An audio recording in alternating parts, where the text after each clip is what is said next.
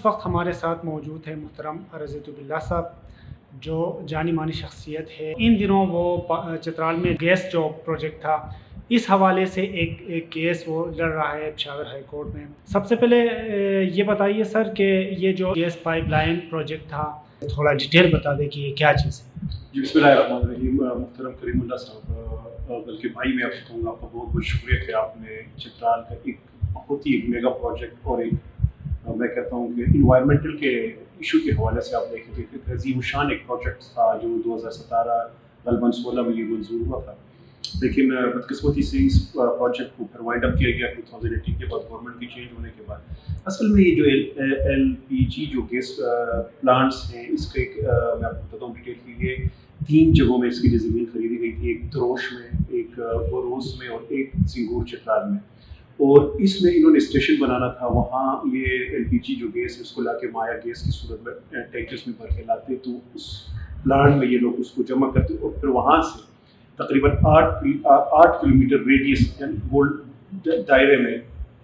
Pipe لائنوں کے ذریعے پھر اس نے لوگوں کے گھروں میں یا دکانوں میں یہ جانا تھا اور مسلسل یہ گیس کی فراہمی ہوتی۔ اس میں سب سے اچھی بات یہ تھی کہ اگر خدا نخواستہ گیس پیچھے سے منقطع بھی ہوتا یا کسی وجوہات کی وجہ سے گیس نہ بھی آ پاتا، تو یہ کوئی تقریباً 1 سال تک اسٹوریج میں اتنا گیس ہو جاتا کہ لوگوں کی ضروریات زندگی یہ پوری کرتا۔ لیکن بدقسمتی سے اس کو وائنڈ اپ کرنے کی کوشش کی گئی، زمین اور جو مشینری خریدی گئی تھی۔ آپ کو پتہ ہے کریم اللہ بھائی کہ ہم جو چیز بھی پیسہ جو ہمارا ہوتا ہے وہ IMF سے یا ورلڈ بینک سے یا ایشیا کے کسی بینک سے لاتے ہیں، پھر اس میں زمین خریدنا، پھر اس میں آپ نے مشینری خریدنا، پھر اس کو آپ نے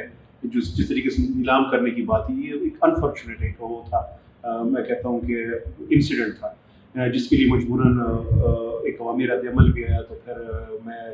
اس چیز کو میں نے سمجھا کہ ضروری سمجھا کہ میں اس چیز کو لے کے پشاور ہائی کورٹ میں چلا جاؤں اور وہاں پہ اپنا جو یہ اپیل ہے، گزارش ہے، میں چیف جسٹس آف پاکستان کے سامنے رکھوں۔ سر اس میں آگے جانے سے پہلے یہ چونکہ یہ پلانٹ بھی آئے تھے، زمین بھی خریدی گئی تھی، پلانٹ کو لا کر انسٹال کرنا تھا، اتنے آگے جانے کے بعد پروجیکٹ کو منسوخ کرنے کی وجہ کیا تھی؟ پھر پی ٹی آئی گورنمنٹ ہی میں گلگت بلتستان میں اسی ہی قسم کے پلانٹ کا اعلان ہوتا ہے، تو وجہ کیا نظر آ رہی ہے پولیٹیکلی؟ دیکھیں کریم اللہ بھائی، میں اس کو پولیٹیکلی اس کو ہم منور نہیں کرتے۔ چلو یہ مان لیتے ہیں کہ ایک حکومت نے، مسلم لیگ کی حکومت نے اس کو بنایا تھا، پی ٹی آئی کی حکومت نے اس کو وائنڈ اپ کیا گیا، اور جو بھی ریزن ہو اس کا، لیکن اس کا نقصان جو ہو رہا تھا چترال کے عوام کو ہو رہا تھا، اور چترال میں جو ہمارا انوائرمنٹ ہے، خاص کر جو ہمارا جنگلات ہے، اس کی جو بدریغ کٹائی ہے اس کو ہو رہا ہے۔ تو اس لیے ہم نے اس کو ٹیک اپ کیا کہ جی اس کو کم از کم ہم روکیں تاکہ ہماری جنگلاتی کٹائی رک جائے، کیونکہ چترال سٹی اور دروش سٹی 8 کلومیٹر کا بنے، تو یہ کم از کم 2-2.5 لاکھ صارفین کو یہ گیس مہیا جو کرے، تو آپ کے 70-80% جو آپ کے جنگلات ہیں اس کی کٹائی میں جو ہے آپ کی کمی آئے گی۔ دوسری یہ کہ حکومت یا کوئی اچھا کام کرے یا کوئی برا کام کرے، یہ حکومت کی ذمہ داری ہے، لیکن جو علاقے کے جو الیکٹڈ ریپرزنٹیٹیو ہوتے ہیں، آپ کا ایم این اے خاص کر یا ایم پی ایس جو ہوتے ہیں، یہ ان کی بھی ذمہ داری ہے کہ انہوں نے لوگوں سے ووٹ لیے، تو وہ آئیں اس چیز کو روکنے کے لیے۔ ان کا بھی کردار جو ہے اس میں کافی میں یہ سمجھتا ہوں کہ منفی کردار رہا ہے۔ ان کو چاہیے تھا کہ اس چیز کے اوپر اسٹینڈ لیتے، قومی اسمبلی کے اندر بات کرتے، سپریم کورٹ جاتے، ہائی کورٹ جاتے، لیکن جہاں پہ حکومت نے انفارچونیٹلی اس کو اس پروجیکٹ کو وائنڈ اپ کرنے کی کوشش کی، وہاں پہ جو ہمارے جو ذمہ داران ہیں، جو ہمارے چترال کے جو لیڈرشپ ہے، اس نے بھی اس معاملے میں حکومت سے زیادہ جو ہے کوتاہی کا مظاہرہ کیا۔ سر تو اس میں آج جو ہائی کورٹ کا فیصلہ ہے، یہ فیصلہ ہے یا حکم ہے؟ یہ میں 6-7 مہینے سے یہ کیس چل رہا ہے، کیونکہ فیبروری 2022 میں یہ کیس لے کے ہائی کورٹ آیا تھا۔ اب پھر اگست میں جناب ہمارے سابق کے میں نے جناب شہزادہ افتخار صاحب، چونکہ یہ کیس پروجیکٹس جو پلانس تھے، یہ ہمیں اس کو ایک قسم سے کریڈٹ دینا پڑے گا کہ افتخار صاحب کے دور میں آئے تھے، یہ انہی کی ایک جو ہے برین کا اس کا تھا، آئیڈیا تھا، بڑی اچھی بات ہے۔ تو وہ بھی پھر اگست میں آ کے وہ بھی اس نے اپنے اپلیکیشن ڈال دیا۔ ابھی